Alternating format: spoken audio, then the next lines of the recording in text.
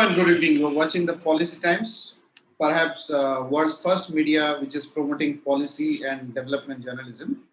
Our motto is to contribute something positive in nation building. This is under Unleashing India Global Web Summit series, chaired by Dr.P.Sekhar, who is also chairman of Unleashing India and Global Smart City Panel.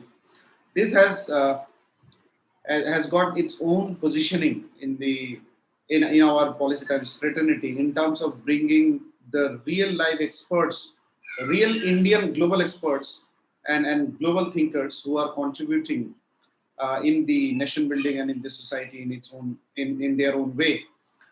I'm very happy that we have chosen a subject which is of utmost importance.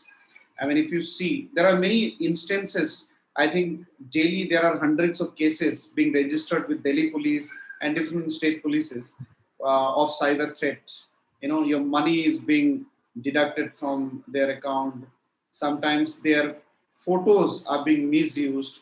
Today, I mean, yesterday we saw an CNN, clip where couple of apps have come where they are maligning particular communities, taking their photos from social media.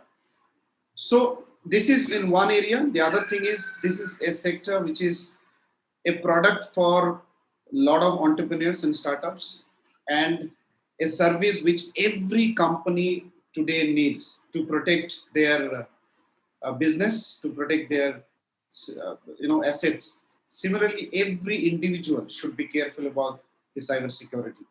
So there are three aspects. I think I'll be very happy to have comments and views from our experts. One is awareness, because as I said, 7 billion people in the world needs proper awareness and guidance about cyber security. Because without having proper knowledge of it, there are millions of apps are there in the market, and every day there are thousands of apps are coming which have many very fishy features which can open you to the whole world, which can share or reveal many of your secret data to many people. So that is, awareness is one aspect. The second is we need an army of cybersecurity experts for a country like India. I mean, how do we produce that? We are never dearth of manpower, but this is a sector which seems to have immense and massive number in terms of preparing our army to fight as well as to protect the cybersecurity. Third, I think we need a massive policy response, very fast and speedy policy and action response from the government point of view, because we all know that a lot of government people are yet not properly trained or equipped with enough technology to for speedy trial of many of the cyber cases that are there. How do we do that? Because 1.35 billion populations, I mean, handling cases of such large number would certainly need a huge amount of army, and our existing administrative system should be equipped with it. So policy perspective, awareness, and then skill development. I think these are three aspects. I'll be very happy to have our experts' guidance. So without taking any more time, may I request Dr. Sekhar to kindly take over the session forward. Thank you, Akram. Yeah, this cybersecurity has been one of our key areas of focus. Even though cybersecurity is something which people do not think as a subject which is of that important, because people think only infrastructure is important, computer is important, IT is important. Maximum in nowadays people go up to artificial intelligence, IoT and all. Cybersecurity has a different type of importance. Many times we also know as technical experts, when we say, we are having cyber theft and cyber this thing, the numbers are far, in a way, in terms of ratio, very much on the lower side, as you will see from the from the chart which I'm going to show you. But the damage which it is done is many times, 100 times more than the simple number which are being shown or seen. You should know takes place. Theft, not only theft could be a small item. but the damage which it does psychologically to the person who is deprived of something is far higher. And in cybersecurity, it is not only the theft, it is the fact that something of mine has gone to somebody else. So, which is what is really damaging. So I will rush through the slides. I will take only 2-3 minutes to go through this, even though there are 25 slides. So this today's topic is enhanced role for global growth through cyber security and strategic planning. Yeah, this is for India at a glance, where we say that when we say India at a glance means when we say cybersecurity of India means we are talking of 206 countries cybersecurity, because India has so many countries put together in terms of population. And with so much of massive, area, massive divide between various languages, religion, community, culture, so on and so forth, everything has got its own meaning, its own importance from the cybersecurity point of view. Now, cybersecurity and this slide is somewhere linked in a different way. If you see something like whatever virus has attacked us, COVID, because of which this whole series we have started, COVID is supposed to be whole world together is only 1 gram, okay, in terms of weight. And like we can see, 97% people have got discharged. And how many people have got even affected is only 1 to 1.5%. So out of 1.5% who are affected, 97% is discharged. And still, we are all totally COVID has brought us down. Same if cybersecurity is not taken seriously by only saying that, oh, the numbers are too small. In many places, numbers are 0.5%, 0.3%. Things will not be same. Again, the economy will collapse because of cybersecurity not being taken care. Now, next few slides, I'll just only see the headline. What is a cybercrime? As we all know, cybercrime is more of an IT-based, computer-based, mobile-based, and of course, after a few days, I'm sure it'll be intellectual to intellectual-based cybercrimes also should be coming. So today it is major types of cyber is hackers, so many spams which come, people who do it can be your own employees, various viruses are brought in, and they are all stage managed, they are all put into the system by various means. And there is again a good system which is trying to track, which is trying to do, but it keeps on growing. See, many times a good person in a company, because of some frustration, he becomes cyber. Then he knows all the tricks of the game on this side, whereas one doesn't know what the trick of the game on the person who is doing the cyber crimes. So that is always a challenge of this chore police. So why the chore is always better? Because police is more transparent, so they got their own limitation. Whereas the thief or the person who is doing negative has got this thing. And in cybersecurity, there are many countries who are doing cybersecurity for other countries, which is absolutely bad. So in that case, what happens? You are almost fighting with the country without really fighting. So these are all through remote, which is happening. And some of the numbers are all dazzling.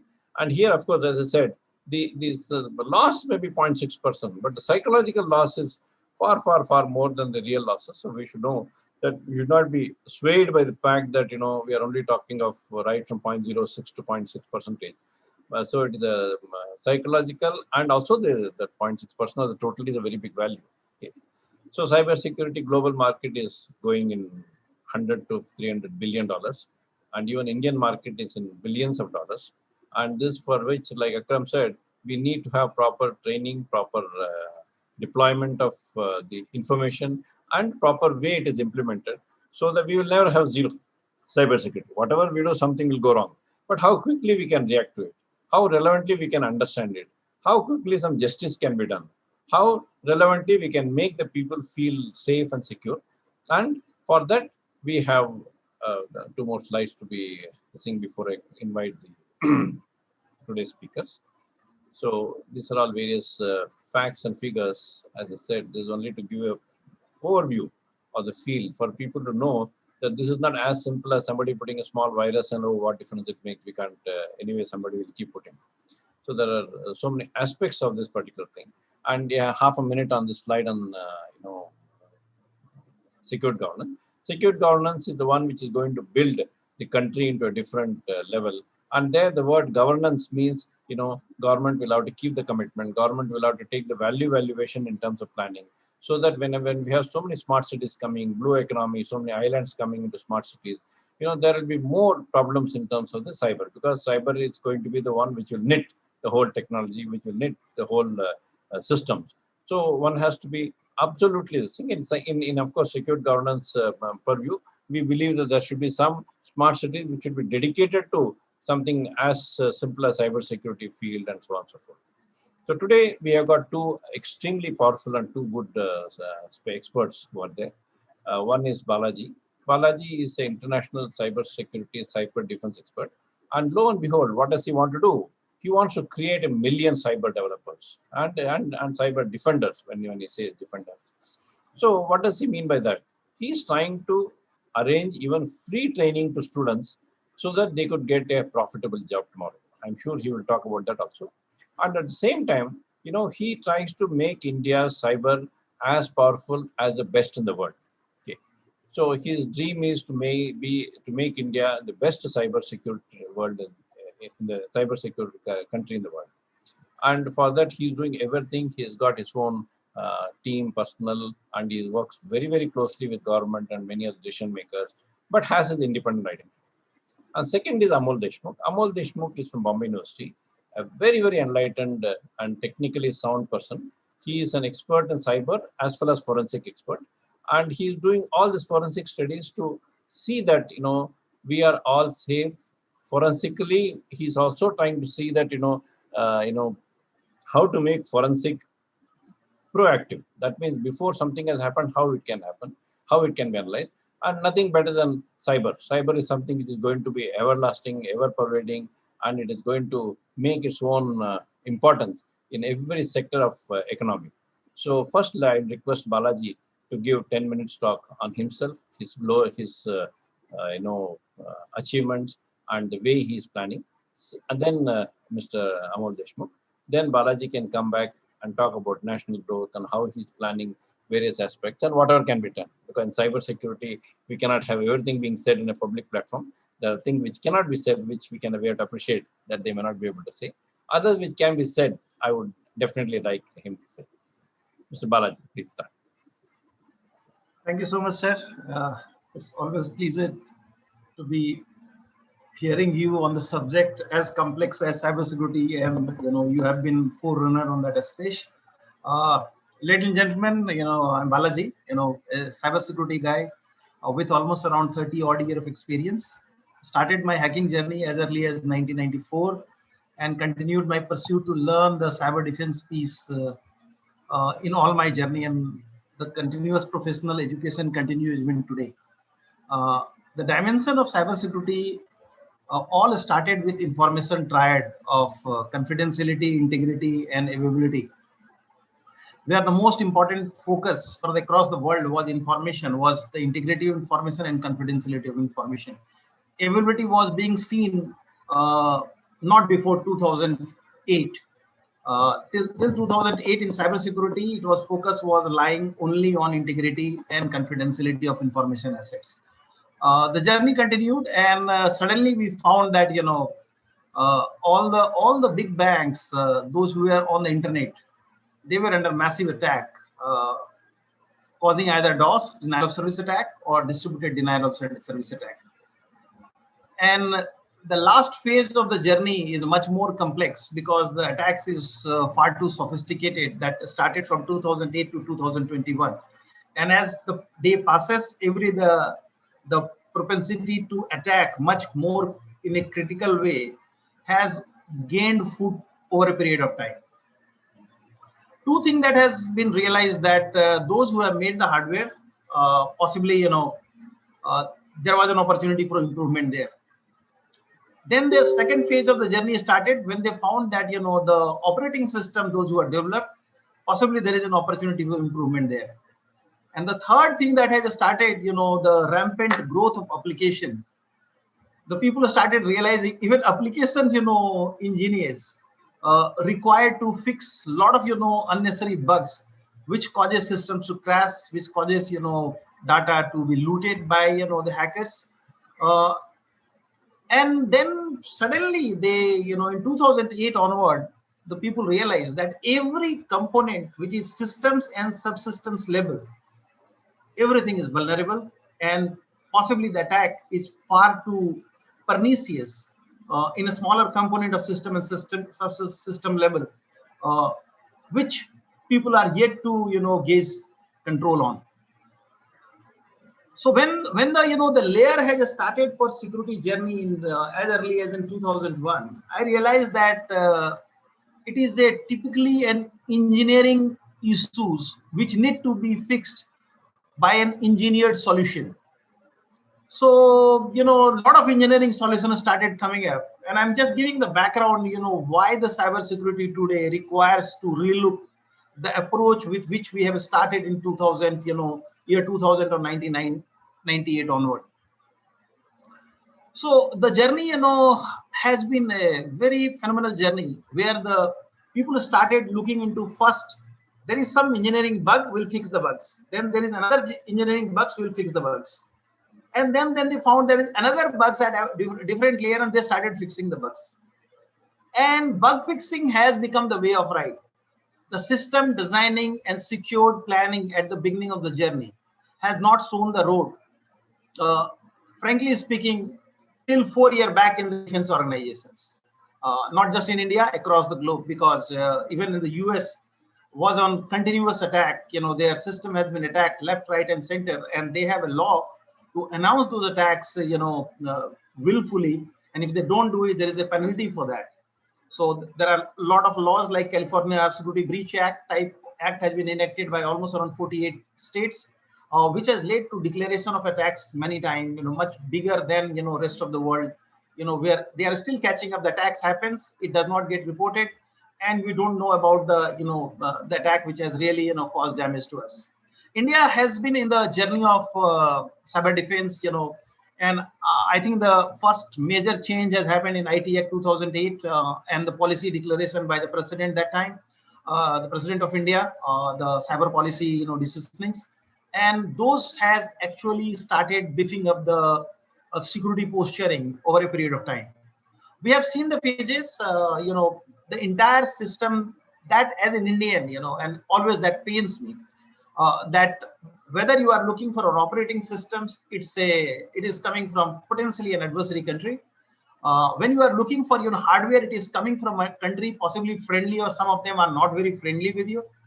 Then you are getting the firmwares, and the updates on those firmwares coming from certain places. The application which are coming, you don't know where they are coming from and who is at your adversary. And the journey has been always catching up. The last, I think 10-year journey, I think in 2012, it all started. And I think it has taken a very new dimension in India as well, where the forces, there has been given some bit of liberty to build some, cyber infrastructure, to cyber defense infrastructure. And then the journey started in the corporate sector as well. So if you look into the most of the Fortune, 500 company, whoever the Indian companies are there, they have built up the security posturing, in a very big way. The one thing which remained out of focus, with a small focus, it all started with Gujarat Forensic, State University, GFSU. I think Amol is from there, so he'll be able to put more lights on that. He has done some study there. So we realize that cybersecurity is a very super specialized subject. It is not a subset of technology, and it requires change of dimensions.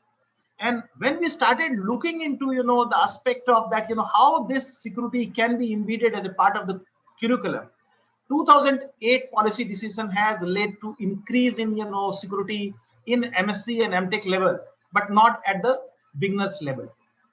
And I realized when I was leading some large corporate organization from across the globe, I realized that getting the right talent pool was always a challenge. And we used to get lot of good guy in information security, but information security is no longer a game of policy and governance. It is a game of security engineering. And security engineers, getting the right security engineers, getting them on board on day one, and they start producing, has been a big challenge. And I think anyone who is hearing this webinar, I'm very sure they will 100% agree with my statement. And that forced me to think through that what can be done as an individuals, because if you look for all 100% government support for everything, possibly they will have the directional insights, but they may not be able to create the large talent pool that is required to handle that. In 2008, in one of the policy decisions, it has been written in the government document, the government of India needs 5 lakhs cyber defense professionals. And then, there was a lot of effort around that, but still now my calculation is that we need security engineers to the tune of around 2 million in next 5 years time. As we are entering into the connected world scenario, the connected world is, and the IoTs and the 5G, the attack will be rampant, speed of attack will be unmanageable. And the worst thing that I see that, we'll not be able to catch up the game of having a right security talent available to really control and detect and respond to those critical attacks in those small connected devices across the globe. And that is the reason we started a journey. I started it around 10 years back and trained somewhere around 4,000, real defenders and hackers. And some of them are working with, national agencies and also with some corporate world. I always had a dream that I'll create a million cyber defense engineer before I close my eyes and I call it a day on this earth. And the journey has actually started now. And in 4 months back, I left my corporate journey at the age of 52, decided to, dedicate rest of the life in building the talents. And it is going to bring democracy to the system because it is all talent building will be free of cost. No money will be charged from the student, those who are, but only thing that we are doing the filter is the talented talent pool with a passions for security. We are filtering it and we have started the journey. This year, we are training around 3,000 people by December. From January onward, we'll be training almost 1 lakh people in a year. And that the journey just begins. And I believe that, the cyber talent pool, particularly those which are aligned to the nice workforce framework, requires to be built in place across the industry.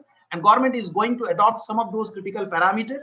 And I'm very sure the directions we have started, I'm getting a lot of support from across the industry. And I'm 100% sure that a million dream of having a cyber defender in the country itself will be a truth down the line. Dr. Sekhar, over to you. Thank you. So nice. Very good beginning. Now, Amol, as he said, Amol is in academics and Amol is very active nationally, internationally, in cyber, of course, also in forensic. He would like to, obviously, of course, initially I want him to talk a little about himself and his journey. And what is it that Bombay University and others who are trying to support such a system and trying to use it. And since he's also involved in many law enforcing authorities, he even sometimes trains judges on how they should look at it. That portion, of course, can be in the second half. The first half can be more of your journey and the way things are going on now, and the way to give the comfort to the people that whatever you are all doing is something which will sync with what Balaji is dreaming of, and how we could take it further. Amol. Thank you, Sekhar sir, for inviting me, and I am happy to be a part of this webinar. I will introduce about myself. I'm currently working with Government of Maharashtra, and I'm representing one institution which is dedicatedly created by government to create human resources in field of forensic and cyber. And this dream was seen 10 years before, where at that time cyber was not a word, it was just related with the computer and issues related with the computer. Now cyber has become an universal phenomena, a big world, and under this umbrella a lot of issues are being handled. So after and my organization is partly academic and partly government, and it is affiliated with Mumbai University.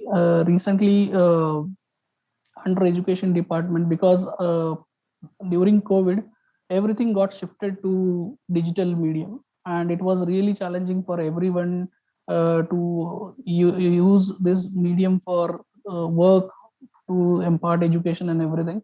So even a lot of challenges has arisen during such thing.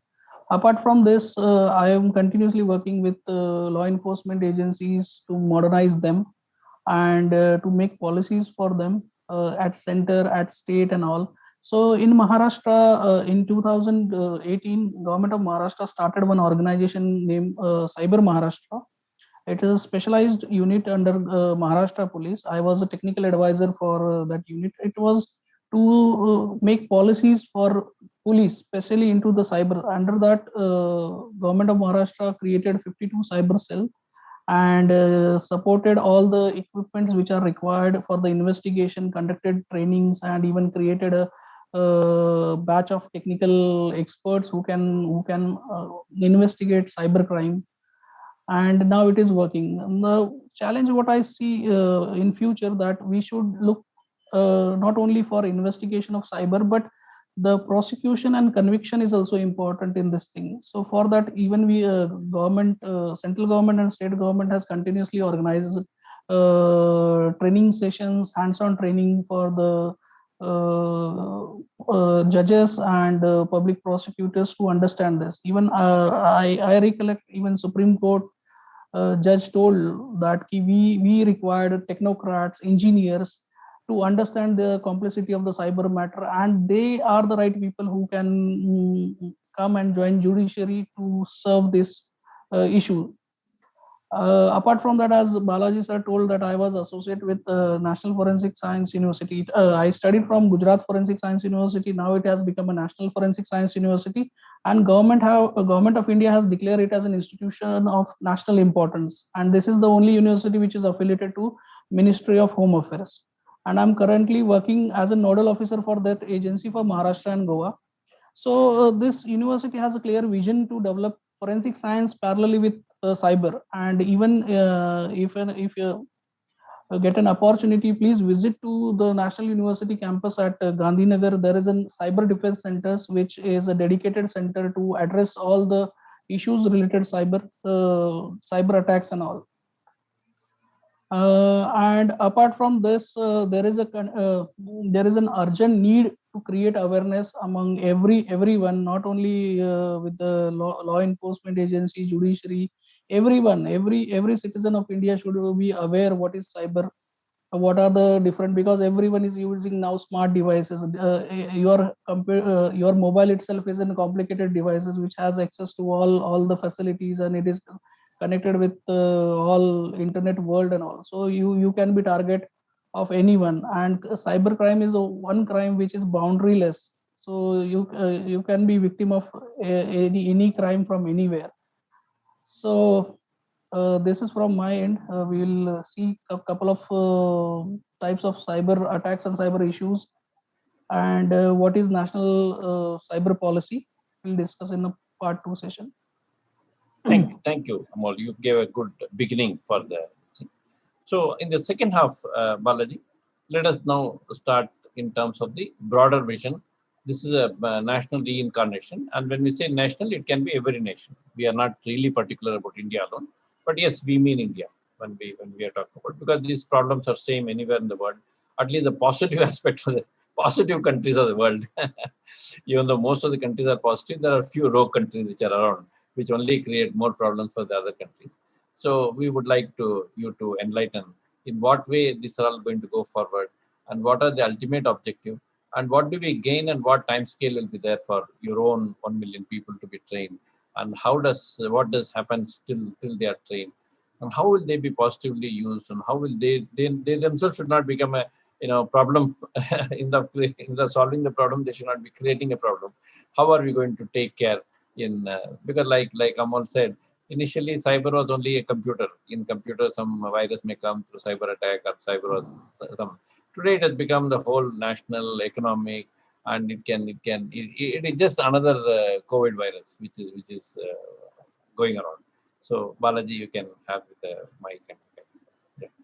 Sure, sir. So friends and citizens from across the world who have joined this webinar, we love to share a couple of thought process around what at the policy level we should do to make sure that we are in a positions to tackle these gigantic issues in a very clear and lucid ways, and also remain a great enabler to connect the world seamlessly, transparently, in a manner which allows everyone to grow on this planet with the same speed, with the same level, and create a democracies across the globe in a manner which can be safe, free from misinformation, malinformation, and how we can take challenge the cyber criminals in a, and the attackers, the hackers, the bad guys, those who want to disrupt the life. I think we need to think through both at the national, prerogative level as well as the global level. When we live in a community, if I call world as a community, in India is known for that. We always call that world is one community, and all of us are friends. Vasudhaiva Kutumbakam is the key word around that. So, when we see around the community, the safety of every community is equal. And when it comes to the life and safety of the individuals, we should unitedly fight against the nefarious tendencies and those who try to disrupt the human life at one place or other. Take an example. When I say that, how we can work together.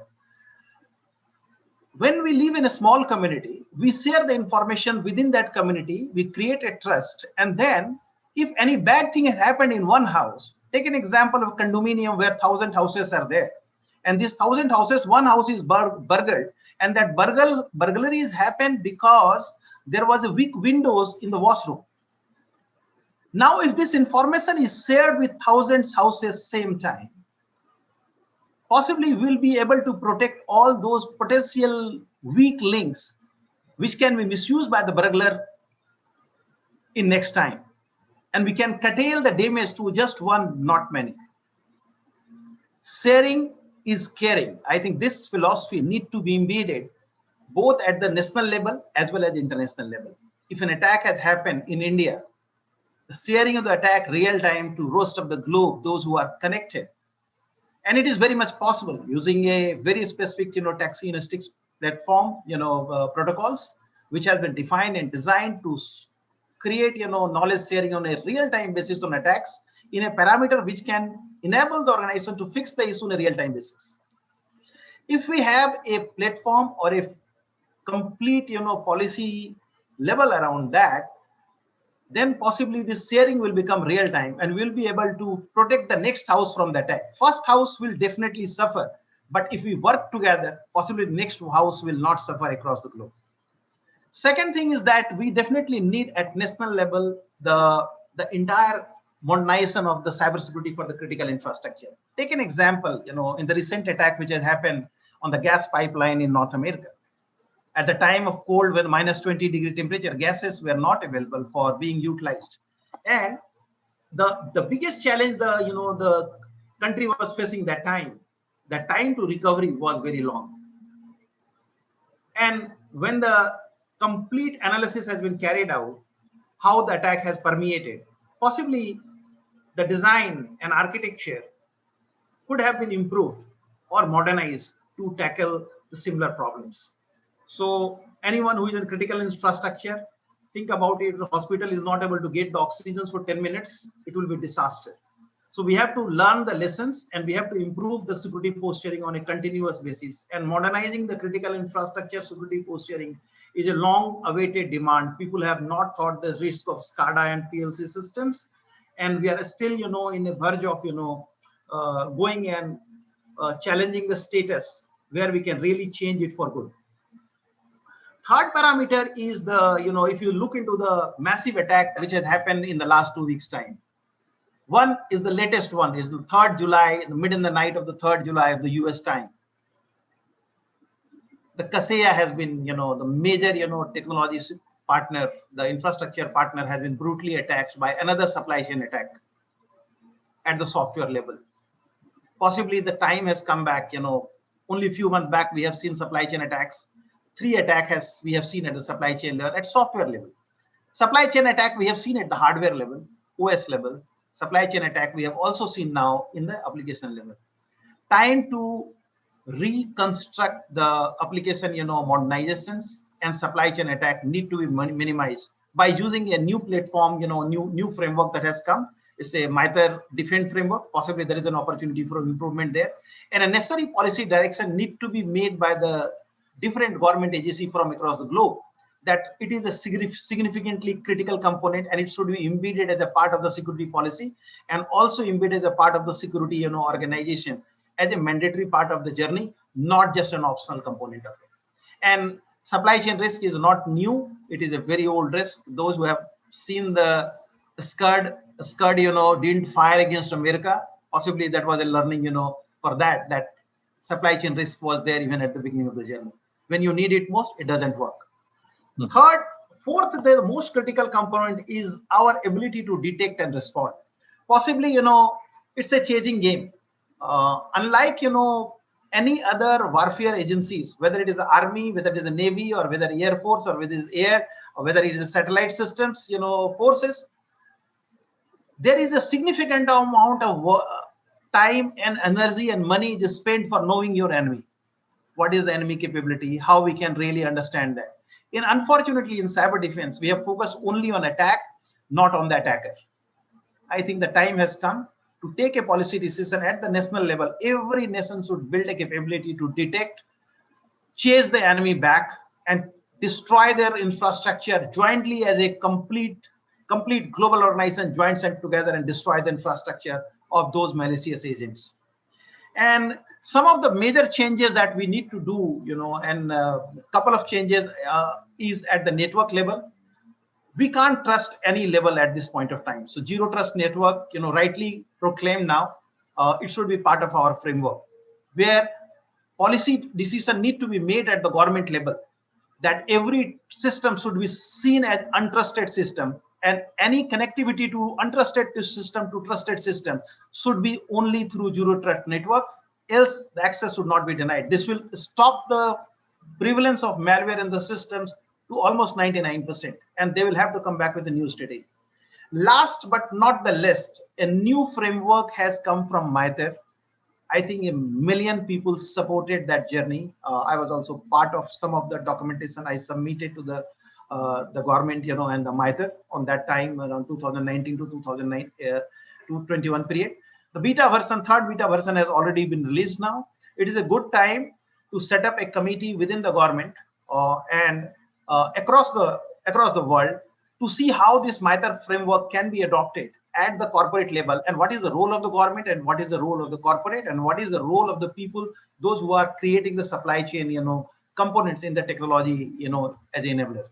If we are able to manage the zero trust network, MITRE attack framework, defend framework deployment policies, and it is enforced through legislation, possibly we'll be looking for a great journey ahead for all the world citizens, because the connected world gives an immense opportunity to grow together. It is the hegemony of individuals comes to an end in a connected world. So, ladies and gentlemen, time to reunite our thought and actions and some of the policy decisions and become a information sharing platform across the globe, where the real time we are able to share the information and curtail the damage to the next country or next organization. I think that is another area which requires focus from as the humanity gets more attack of severe natures, particularly like gas pipeline attack. Possibly it is a time to rethink and reunite the world and come together as one forum where all of us can survive, scale together, and we can bring democracy to the world as one place where we'll feel proud to live in. Thank you, Dr. Sekhar. Now, after Amol, be prepared to tell a little more about your training schedule. That is something which is very, really good and nice, and I'm sure people like it. Now, coming back to Amol. See, as we all know, that when we started modernizing, we started having so many new things, the expectations of humans have gone up. See, why the cyber attack has taken a very different. Otherwise, as you saw, the statistic facts and figures are 0.06 to 0.6% is what is the attack. But today, the expectation is said that there was a time when you stand in a bus stop for 1 hour, felt odd. Today, if 10 seconds you are standing in a traffic signal, you feel as if the whole world has come to a dead stop. So the people's aspiration, now you can't blame them, because this has got evolved out. This has not been put trust on somebody. So as we say, the millennial, in some way, there was some word which is coined, but it's a permanent affair. As human beings go, we want zero error, zero system, no this thing. Previously, if something works, it is very good. Today, it is something does not work even for a fraction, it is not good at all. So right from the training to the aspirations to this thing, we have to take care of the human mind. Since you're on academic side, I'm trying to orient toward the academic portion. So people also have to know that yes, something will go wrong, whatever you do. There's nothing as a perfect system. Human body could have been made immortal by the creator, but he has made it so that you live for up to 100 years, if at all, maximum. So other things are all with some, so that will also be there. So while training, we should not only make things perfect as much as we can, which is an evolving process. So much we should put also the expectancy should not be such that the person who is making something good, he is really cornered for the small 0.1%, 0.01% as the error keeps going down. So Amalji, from a national reincarnation point of view, cyber security, and of course I would like you to talk a little about forensic also, because you are an international expert on forensic, how these two can make life good, can make the regeneration, reincarnation, whatever we call it, faster. And before the next attack, nothing is the last attack. There nothing is Sadasuki Bhava. Okay. So it is Sadasuki Bhava is just to make that priest happy, not the gainer happy. We are going to keep facing, problem. We are not going to have end of a problem. But as it keeps coming, we have to have a system by which we are rejuvenating ourselves, coming to a different level. There again, there is something out. So how, as a trainer, you are one of the very enlightened, very well-liked person from the government point of view. You are training judges also for this, which is a very big thing. Can you please elaborate before? Yeah, see, cyber security is one of the key aspects, but before implementing cyber security, before selecting the area of cyber security, we must see what are the different type of cyber attacks are there. And first you have to see what type of digital infrastructure you have, what type of data you have, in what sector you come, and you need to do an analysis that if you are in an education sector, if you are in a financial sector, if you are in a law enforcement sector, or if you are in some corporate sector. So first we have to look from that angle ki what type of cyber attacks are there, and after that we have to select the policy. Basically, if we see the attacks mostly which are done on the systems or the domains are either they are web based attack or system based attack. So we need to, like being a forensic person, I will see first we need to look for the modus operandi. What is the modus operandi of the attacker, and what type of attack has been done on the systems or on the infrastructure or on the data. And then after understanding whether it is the injection type of attack, whether it is DNS spoofing or session hacking or phishing type of attack or brute force attack, let it be of any, whether it is a web based attack or whether it is a system based attack. First we need to understand what is our data. Then second thing is what we should aware about what are cyber things are happening. We should conduct a regular training for everyone. Not only cyber awareness will solve the problem, but we should have cyber discipline also in practice. We need to look into every aspects of every aspect and every possibility related to cyber attacks. And according to the cyber attack or according to the trends in this, we have to conduct the training, and the training programs and similar kind of a cyber security policy can be implemented. Apart from this, there are some normal things which are called a system based attack. Like we know there are different types of viruses, worms, Trojan horse, and this type of thing. So these can be fixed at your organization level. Okay, so for this, the basic part is what you should continuously conduct drills or mock training to or hands-on training to understand such issues.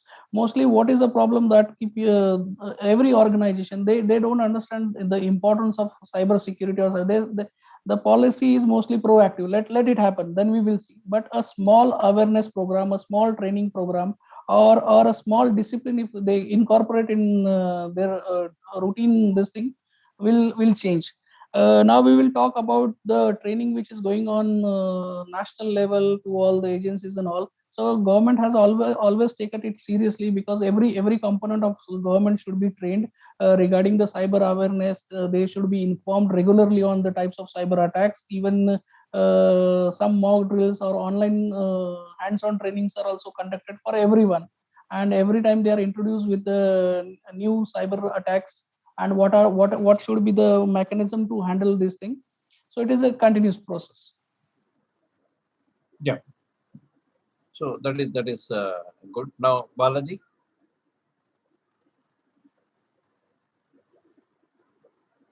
Yeah. Now coming to your million people, that is the best thing which people would have heard, that somebody, trying to give free training, which is at the same time, it is not free training with somebody's CSR budget. What is beauty about whatever you are trying to do is self-sustained in its own way. So what we would like to know, because that is very crucial to whatever we are talking. See what even Amol is saying, that right from the judges to the last person, there is always a non-awareness, which as a training institute, in various aspects, he himself is training, he's got a group which is training, but that is not enough. Today we need people, because we cannot say cyber security is our growth. Cyber security is to accelerate our growth. It is not an infrastructure, it is not a core entity. It is support a core entity, which if it is not supported, the core cannot grow. Okay, we cannot go by philosophical way. Yeah. Apart from training, what I feel now, we require full-time professional experts that can handle the situation. I'm telling this few in coming decade, we will require millions of experts who can handle specializedly, especially into 4-5 area. I'm going to name that area, which is very important to create human potential and human resource in this area. And they should have qualification in them. They should have degrees in this, so they can serve it in a better way. So the areas which I'm looking as in future for cyber security are, we require network security engineers, cyber security analysts, then security architect designers who will design the architect for the security. Apart from that, we will require cyber security manager who can manage such bigger cyber security issues. And as many organizations have recently started taking chief information security officer, we have to even upgrade them also. So instead of a chief information security officer, they should be chief security information controller. So these are the areas which I find that we should specially train people and create human resources. Even as Balaji sir was supposed to tell that how they are going to give education. So I found these 4-5 sectors are very important to create human resources. Very, very. So coming to Balaji, so how is your training started? How it is going on? And in whatever way, of course, this particular program which is there can help, can get associate you, can, because this is a need of the hour. Because unfortunately, we after we lose, we keep shouting at the law enforcing authority and all. But what we have lost is, many times it is between some two known people we have lost, or something like some bad country which is attacked. I mean, nothing can be done in both the cases. So can you elaborate how you are planning? And again, as a whatever which can be told, I would like you to inform. You're to unmute, please. Human resource, I think is the key to success in cyber defense. So long we were depending upon computer scientists, computer engineers, and IT engineers, and we used to convert them and groom them into cyber defense engineers.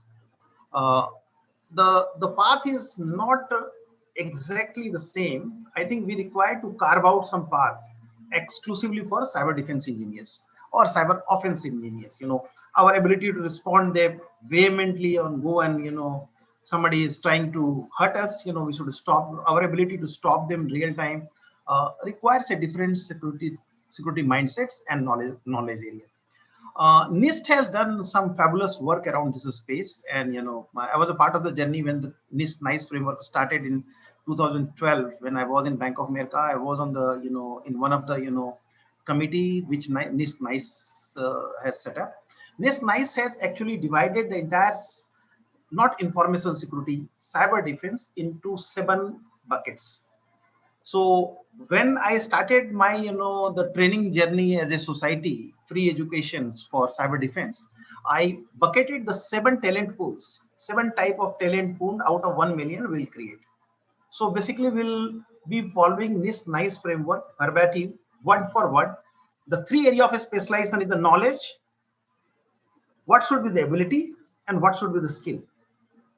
So the KSA actually defined very well in NIST, and when we developed the curriculum, since last January onward, I started working on the curriculum with a team of around 10 people. We built those curriculum as a part of the NIST NICE framework. So now when it comes to the journey of creating it, we are actually going a long way by automating the entire learning journey. So by, right now we are doing it manually. And that is the reason the numbers are very limited. It's a 3,000 by December. We have already done around 1,000 of them now. Another 2,000 very easily will do. Possibly we'll end up with 5,000 by December. But by November, we'll have the complete automated learning management systems completely aligned to the NIST NICE framework. And we'll have very interactive, session as well as offline self-learning sessions. Both the things combination. And the third portion is your actual practical sessions, where actually we are building the instrument on which students can practice and learn. And that way, we'll be able to move forward very quickly in building the talent pool, which is required by the Indian market at this point of time. So two more areas where the focus requires to be there. It is the actual system engineering area where we require focus, and that takes longer time to create. Working on, the tools is much easier to create. So our focus has not been working on a specific tools. How to create some of those tools, how to write your own payloads, how to, obfuscate the information, how to go into both, detecting how we can utilize the AI machine learnings on that, and how we can use the practical aspect of cybersecurity by using machine learning and AI. So we have a 2 set of training which we give it to every students, because I believe, it's a battle between machine and the man or a woman. So the machine, because it does not blink eyes, will keep on defeating us. So if we want to equate the battle, then we have to actually automate the battles where the machine fights the machine. For that, you require a lot of robotics and machine learning capability to build into our defense, outlets. And that is one of the most key focus area where actually we groom them more than 40 days time on an average 10 hours a day, where the self-learning as well as classroom and some practical projects are there. And we have taken some live project, we worked very closely with multiple agencies across the country, including the corporate world, where we get the data, obfuscated data, and we work on those live data to understand how we can detect the fileless malware by machine learning, how we can actually, you can find something very interesting, anomaly into the system, which has not been seen by any one of the security devices in the network. And also we are actually training people in a most critical aspect of the network security, which is the deep packet inspection. Because IEEE has done amazing job that when they define the packet constructs, and if any change in the packet construct happens, there is a flag for notification. So deep packet inspection is another area where we are putting amazing focus around that. And then we go into the offensive side of the security, because if you don't understand offense, possibly you will not understand how the attackers' motives are, how the attackers' techniques are, how the attackers' procedures are there, which are actually being used for attacking your network. So we give them the practical hands-on hacking training and very deep training. I can tell you that, similar training does not exist for free across the globe. You have to pay somewhere around $10,000 to $15,000 for similar training from SANS. And, most of the Indians won't be able to afford that. And that is the reason our knowledge gap continue to breed. So when I was trying to buy and I started spending money for continuous professional learning, possibly half of my earning has actually gone towards education. And it is a continuous construct. And that was the time when I decided SANS is charging too much. I think I should build something which will provide equanimity to everyone across the globe, not just Indians. So my training program, and I'll be happy to announce it today, around 35 people are there from Bangladesh, 16 people are there from Bhutan, and around 38 people are there from Sri Lanka. They came to know through the groups, and they have applied for them, and they are part of the new course that we are launching on 15th. So we are trying to bring the democracy and security world through educating on the right space where the success can be defined by the cyber defenders down the line. And the change of the entire paradigm, I'm sure by 2022 we'll have a new world of cyber defense where the cyber security will become the enabler for the growth path which everybody is dream of today in India. Atmanirbhar Bharat with a secured platform, a secure digital platform, will unleash the power of being the global brother where everybody is treated with equality. Thank you. Now let me have just last 2 minutes of each, starting with Amol. Amol, how would you like to have your concluding say on this cyber security way forward, especially from national growth point of view? Now, from the national again means global growth. I'm not talking really of national growth. No, unmute. Okay, yeah. So there is a good news for every Indian that India has ranked 10th in the cyber security index from the 37th position. Yeah, so for this, we need to really appreciate that national cyber security policy that has been established by the Ministry of Electronics and IT government in 2030. It is actually continuously refining. The vision and mission of the national cyber security policy is to build a secure and resilient cyberspace for every citizen, businessman, and every organization within the country.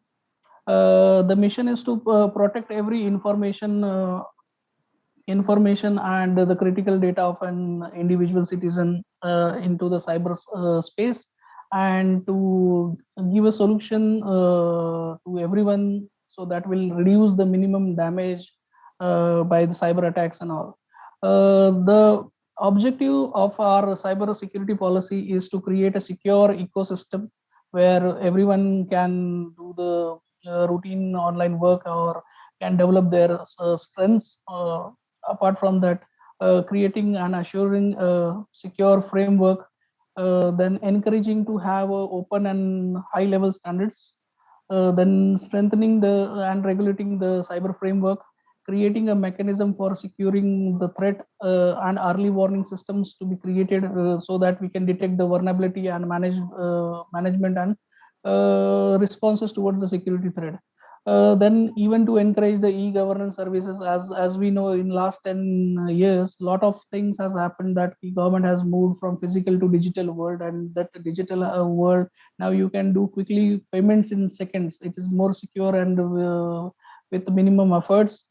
And apart from that, I would like to tell about this app which has been designed by Niti Aayog, that during this COVID, Arogya Setu app is one of the best example that how this digital tool can be used with a proper cyber security. There are many institutions of national importance. I will tell you, they are thousands of times they are attacked every day. But the policy and the cyber security arena has been taken in such a way that they are secured proactively. Yeah, thank you. Apart from this, the mission is to promote the research and development in cybersecurity through educational curriculums, or to involve the experts from the industry to university, joint collaboration, even international collaborations, sharing of knowledge, knowledge exchange program and all, even to reduce the risk in the supply chains, and as we told, the development of human resources, especially into the cybersecurity areas, and to encourage public-private partnership in cyberspace and cybersecurity. Apart from this, polarizing approach of implementation towards this is an important part. That is very important in deciding the cybersecurity policy, and this is also a national vision and mission for adopting the cybersecurity policy at large for the country. Thank you. Now, Balaji, you have the last word on how, especially, your statement of going into the enemy's territory and attack is music to everybody's ears. Yes, when somebody attacks us, we should not only defend, we should offend and destroy, which is a very good phenomenon, which is what we should be doing. And I'm sure you are, in your concluding talk, please, can you see which are things? No, I think the key area is building the complete secure infrastructure and also building an opportunity where we know your enemy. We should know how to do the enumeration of enemies. I know it is difficult, but it is not impossible. But particularly, America and China, they are in a position to reach you back, even if you are having torque. If you have seen the recent, gas pipeline breach, the Americans, they paid the bitcoins and they recovered the bitcoins because they know how to break it back. So going back to the, knowing the enemy and doing the enemy enumeration is another area of focus of research. And as a matter of fact, we are entering into a long partnership with on MOU with around 7 universities for doing a research partnership only on the area of enemy enumeration. And I think, cyber is a very critical part of our overall governance path. If we want to bring food to everybody, education to everybody, the water to everybody, and when I say everybody, everybody across the globe, I think cyber security becomes a very critical parameter, because if the cyber security is taken care of correctly, we can move forward these dreams of being equals across the globe very fast with the digital world. Thank you. Thank you. Yes, we all do conclude the importance of cybersecurity, because cybersecurity is generally taken as a chore police. It is chore police, but a chore police of a different grade. Chore police where, like virus, it is invisible. We don't know who it is. It could be a next door neighbor or next country neighbor, or it could be some friend only who is trying to create. So we have to have all the wherewithal first to understand. First, to ensure that not only the type of cyber defenders and offenders whom people like Balaji and Amol are creating, everybody has to be their own defender, because because the defenders and offenders are only 0.001% of the number of people. But the use of computers, mobile, everything is by everybody. So to that level, the knowledge has to be created. People have to know that when something is going wrong, I should know. Yes, the specialist can do the specialist job. So it is not like a TV where you just switch on and then if not, that some technician will come. Here it is something where you are also helping the attacker to attack you. It is just like keeping the door open and then saying that the thief entered, like he gave the example. And then you cannot blame the thief. It may be a next door neighbor who think, oh, this is very good to steal, let me steal. Same way, you just keep your password open, you keep your everything open, and then everybody knows this fellow only keeps his wife's name as the password. And people would naturally, he would be the biggest client for a thief. You don't need a client for selling. It will be a client for a thief. And it's a very small example, but others are more sophisticated way. Yes, as a country grows, so many important infrastructures are developed, so many pipelines are developed, so many electricity goes everywhere. The cyber attack can really harm the country's growth. Imagine 2 days if you have attacked in the electrical grids are getting attacked. Many times it has happened even in USA and all. So it is very dangerous. We have to see that we not only save our personal integrity and personal computer system. We have to see from a global and from a national angle and see to it that it is given its due weightage. It is not taken too lightly. At the same time, let us not only spread fear. Last thing is, let us not spread fear. Cybersecurity is a minor item, but very important and crucial minor item. We can't say an eye is small, low, let it go. It is just like an eye. So same way, it has got its own importance. So with that, let me thank both the great speakers today, Amol as well as Balaji, and conclude today's session. And let us see that we are a growing world, and cyber security and all related aspects are given its due importance and make the world a better place to live. Thank you so much. Namaskar.